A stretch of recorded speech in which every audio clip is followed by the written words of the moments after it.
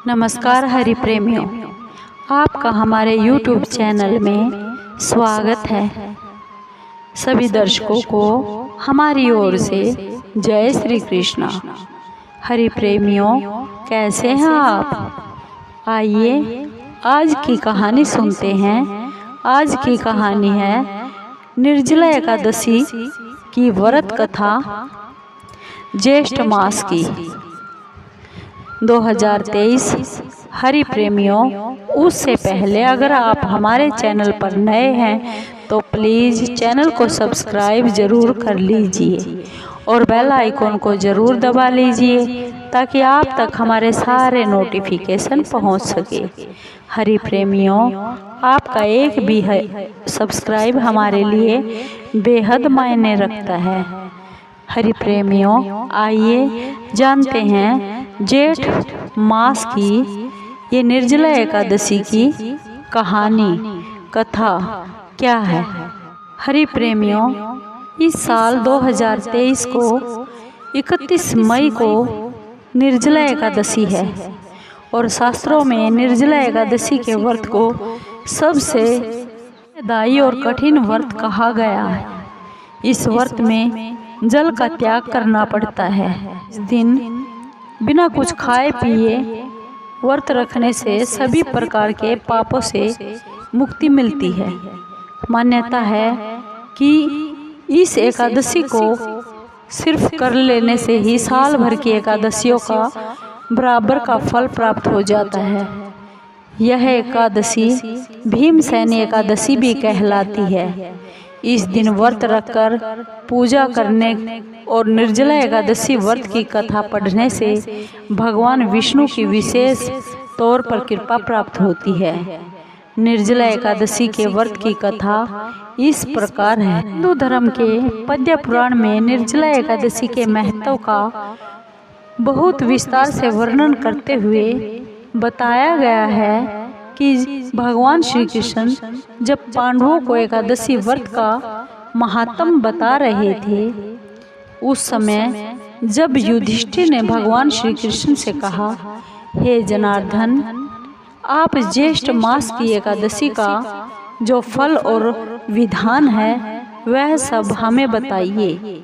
भगवान श्री कृष्ण ने युधिष्ठिर से कहा कि ज्येष्ठ मास की कृष्ण पक्ष की एकादशी का वर्णन तुमने सुन लिया है। अब ज्येष्ठ मास की शुक्ल पक्ष की एकादशी का क्या प्रभाव होता है वह शास्त्र और धर्मों के जो ज्ञाता है ऋषि वेदव्यास जी से सुनो। ऋषि वेदव्यास जी ने कहा, हे कुंती के पुत्र न युधिष्ठिर, ज्येष्ठ मास की शुक्ल पक्ष की एकादशी को निर्जला एकादशी भी कहा गया है। इस दिन दंत धावन यानी दांत साफ करने के अलावा आचमन अन्य कार्यों के लिए मुंह में जल नहीं डालना चाहिए, इससे यह व्रत भंग हो जाता है। इस दिन सूर्योदय से लेकर अगले दिन सूर्योदय तक जल को ग्रहण नहीं करना चाहिए। व्यास जी की बातों को सुनकर भीमसेन बोल पड़े, हे महाबुद्धिमान पितामह, मेरे सभी भाई द्रौपदी सहित इस एकादशी का व्रत करते हैं, लेकिन मेरे पेट में वक्र नामक अग्नि हमेशा ही जलती धधकती रहती है, जिससे मैं ज़्यादा टाइम भूखा नहीं रह सकता।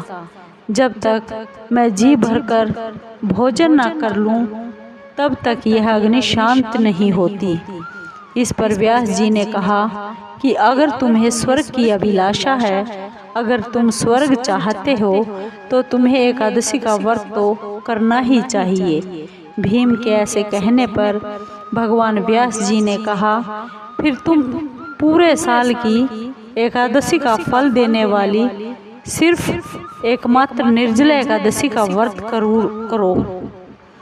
भगवान व्यास जी ने कहा, भगवान व्यास जी ने जो कहा, भगवान विष्णु बोले, जो व्यक्ति निर्जला एकादशी व्रत का नियम पूर्वक पालन करता है वह करोड़ों सोने की मुद्रा दान करने का पुण्य प्राप्त कर लेता है। इस ज्येष्ठ एकादशी के दिन किए गए दान का पुण्य जब तप अक्षय होता है, यानी वह अनेक जन्मों तक लाभ देता है। जो व्यक्ति इस ज्येष्ठ मास की एकादशी का व्रत करते हैं, उनके सामने मृत्यु के समान यम के दूत नहीं आते, बल्कि भगवान विष्णु के स्वयं दूत जो पीताम्बर धारण किए हुए होते हैं, वह विमान में बैठाकर अपने साथ अपने लोक बैकुंठ लोक लेकर जाते हैं। पद्म पुराण में कहा गया है कि जो निर्जला एकादशी व्रत की कथा को कहने और सुनने से भी ग्रहण के दौरान किए गए दान के बराबर पुण्य प्राप्त होता है। हरि प्रेमियों, अगर आपको ये निर्जला एकादशी की कथा अच्छी लगी हो तो प्लीज़ चैनल को सब्सक्राइब कीजिए, लाइक कीजिए, शेयर कीजिए और कमेंट ज़रूर कीजिए। धन्यवाद दोस्तों।